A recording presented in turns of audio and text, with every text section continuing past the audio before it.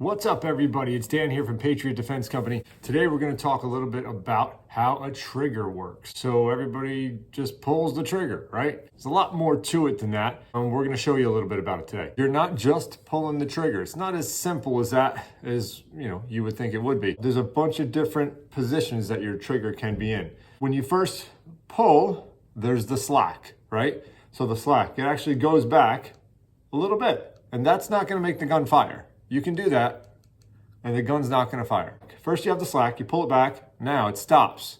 Why did it stop? That's the wall. The wall is right before the trigger fires. So when someone says prepping the trigger, you ever heard that term, prepping the trigger, before? That is, once you bring it back, I'm prepping the trigger, now I'm at the wall. So after you pass that wall, now the gun's going to fire. It's going to go boom. So prepping the trigger is right here. Taking up the slack, you just prepped it. It's at the wall. Okay, now we just fired, right? So that was boom. All right. So now you're back here. And after that is the reset. Okay, you're going to hear a click again. So there's a click when you pass the wall. Now there's going to be a click back to reset the trigger. Okay, did you hear that? Let's try it again. And when you don't have a mag in, you have to rack the slide for it to click again, right? So let's try that again. Okay, I'm at the wall. There's the trigger, boom, and then, okay, so there's that little reset.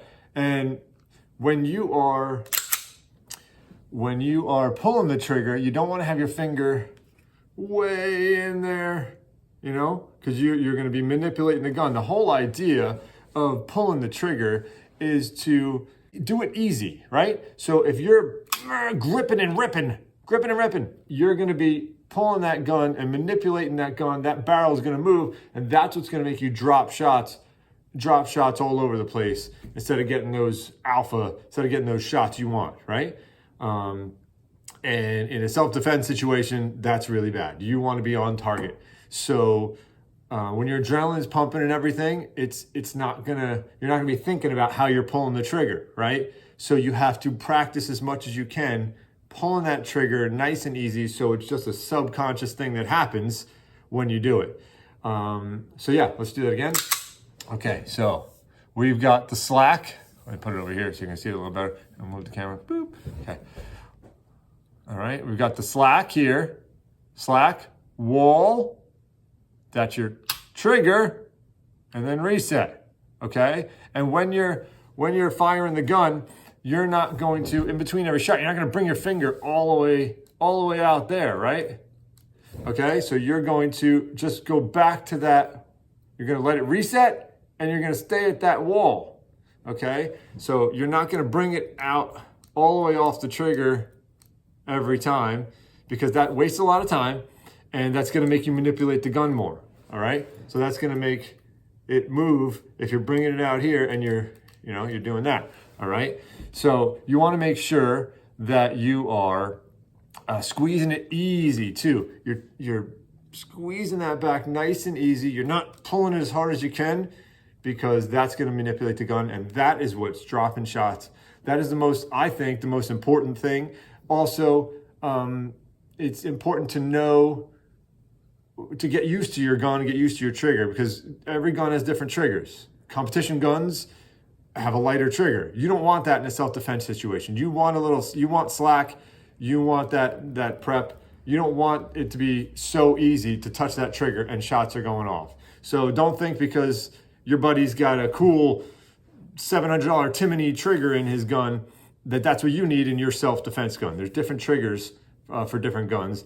And your stock trigger on a Glock, your stock trigger on a SIG like this here is perfect for a self-defense situation. What's making you shoot and drop shots is your manipulation of the gun and your trigger pull. It's not because you don't have a cool compensator and a cool trigger and all that stuff. It's your manipulation of the gun and your grip. And it's not, I think the most important thing of why you're missing is your trigger pull. So when you're trying to shoot super accurate, way far out, what do you have to do? You have to squeeze that trigger as easy as you can. In a self-defense, like I said, a self-defense situation, you're not going to be thinking about it. So practice, get comfortable with it, get it in your subconscious that that's how you pull the trigger. And then when it comes down to it, you'll be able to get those shots on target. But that's how that trigger works. So guys, keep learning, keep training, and thanks for watching the videos. Like and subscribe. Hope you like my cool new hat, my first hat. I started this company and this channel because I wanted to change the gun culture in New Jersey, get more people aware that they're their own first responder and that they have the responsibility of defending themselves. And I wanted to help people learn how to do that, teach some people. So I started a company, started a channel, and I thank you guys for subscribing. I passed 500 subscribers. Now I think I'm past 700. You guys are subscribing really quickly, and I thank you guys for that. And just want to give a shout out to my buddies who have their own channels, Retire on Dividends and LA Appliance Guy. Those guys gave me some shout outs. Send some love over there. Love those guys. So thanks a lot. Guys, have a great rest of your day. God bless you. Awesome.